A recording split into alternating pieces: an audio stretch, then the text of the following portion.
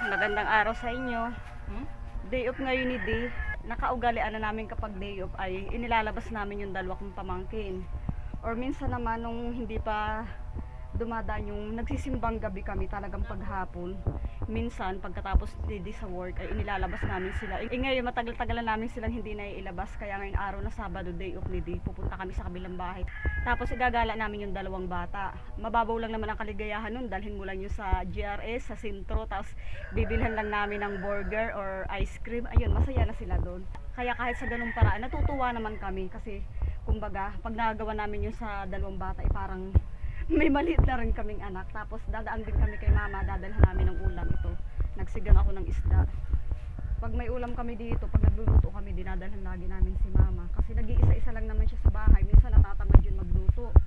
Kaya ang gawa namin, lagi na namin siyang binibigyan basta magluto kami dito.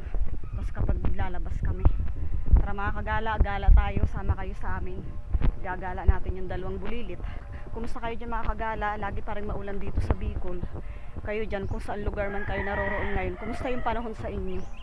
Yung mga gulay ko dito ay tulad ng ampalaya ko, medyo naninilaw na, saka yung sitaw ay hindi ganun maganda yung bunga. Kasi ganyan daw mga kagala, sabi nung isa ditong kapitbahay namin na bihasa na sa pagtatanim ng gulay. Kapag daw sobra pala sa tubig, naninilaw din daw pala mga gulay. Kaya pala nagtataka ako dun sa akin ampalay at sa akin sitaw, parang bansot pala, ganun yun. Kasi yung dati nagtanim kami ng mga gulay ay parang January yata yun, January, February, nag-aagaw yung sakto lang yung ulan saka yung init. Kaya mas maganda pala nung nakaraan nung nagtanim kami. Yan, lalabas ulit tayo dito sa medyo maputik-putik naming papalabas na daan. Pupunta dapat kami kay Auntie Bel pero nauna na yung kapatid ko, kaya sabi ko magbibigay kami ng bigas. Magpapagawa din kami ng motor namin. Gawa na ngang mahirap din yung walang nagagamit na service kapag si Day nasa trabaho. Hindi naman ako makapanghiram sa kanya ng motor. Kaya sabi ko kay Ate Ling, sa kapatid ko, pinadala ko na rin lang sa kanya yung bigas at lutuing pansit para sa auntie namin, kapatid ng papa ko. Mabait kasi yung mga kagala. Ng mga panahong lagi rin yung may work, talagang lagi niya kaming naaalalang tulungan. Kaya ngayong siya ay wala ng trabaho at nasa bahay lang, pag kami may kaluwagan, binibigyan din namin siya sa maliit man lang na paraan. Napapasaya din namin siya at kahit paano nakakabawi din kami sa mga sakripisyo niya sa amin noon. May kiraan ulit tayo dito mga kagala, kila Chalita at kila Chusano para hindi masyadong maputik. Dito lang talaga mga kagala nagparada yung aming mga motor. Ayan yung mga motor din nila. Yan dito. Gawa na ngang maputik yung daan namin.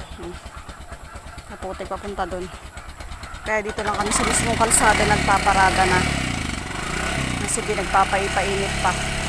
Doon namin sa kabilang barangay pupuntahan yung aming motor. Sa kabilang sityo pala. Kasi nandun nakaparada.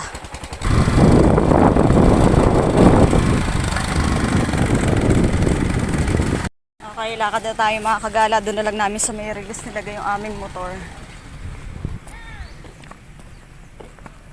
Ito yung aming chapel mga kagala. Yan.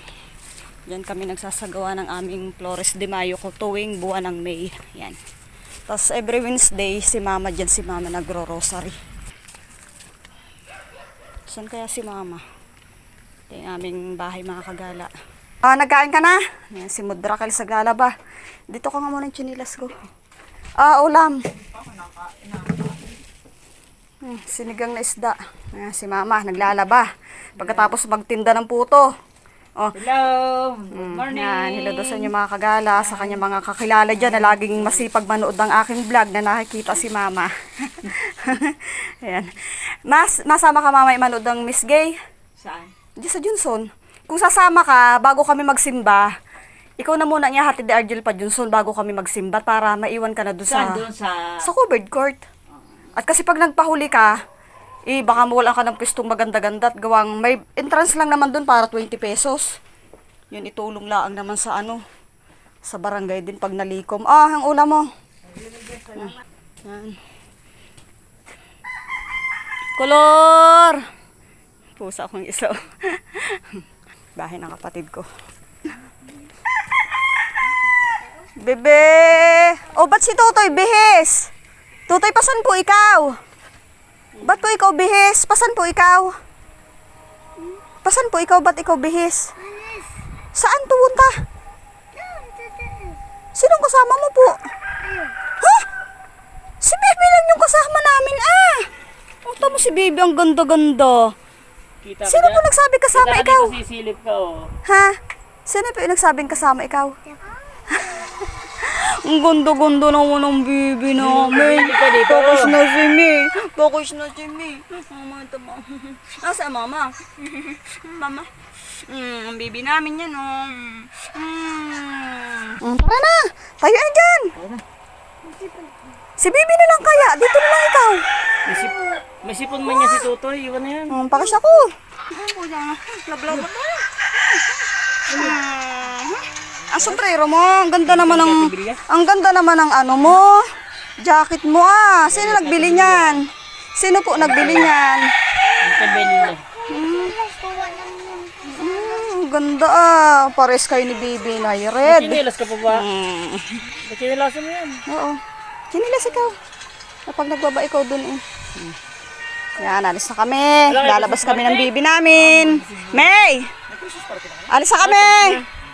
Ayun na isa oh. Tamo ng mga bata namin alis to. Kanina pang preparado. Wag po makulit dun ha. Kuha ang sombrero. Totoy, wag po makulit dun ha. Pupunta tayo kay Kuya Ugi saglit. Po. Tara na mga kagala, palabas na kami. Love you, me. I love you too. Bait naman ang bunso ko ah. Babay Lula. Love you, me. Love you. I miss you din.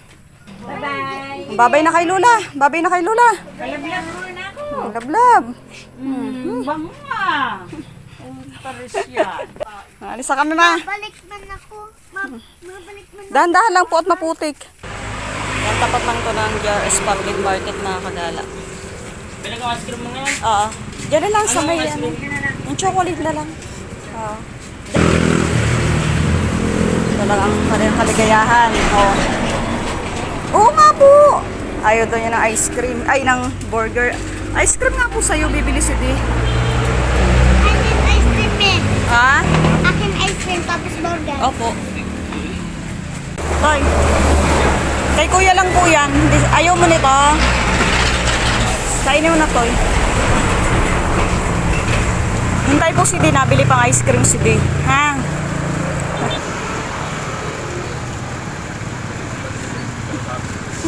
Kainin mo na, tapos bibilhan ka rin ni Di ng ice cream. Ayaw mo talaga.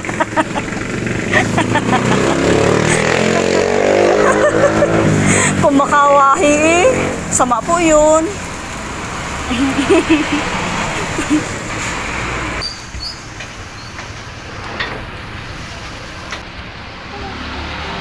Opo, sandali lang. Nabili nga si Di.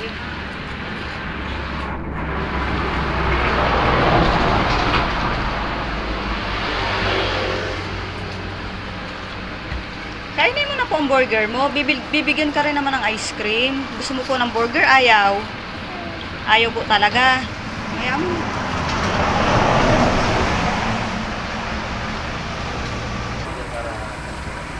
Sarap yan, Toy. Tawa eh. Yay! Ayun na si Di. May ice cream na. Sapok na sapok eh. Ayaw kasi niya ng burger. Ice cream ang gusto. Oo nga po. Ay, malapit na si Di. Malapit na ice cream.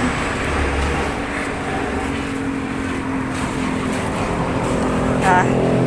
Yay! Yay! Ano sabihin kay Di? Ano sabihin kay Di? Kahit ano. Salamat. Salamat po. Maubos kaya nito. Yaman mo na. Hindi, ubos mo yan. Ah. Bayaran mo na yung burger natin. Thank you, Di. Sabihin kay Di. Toy, sabihin kay Di. Salamat po. Kain na. Nabaya.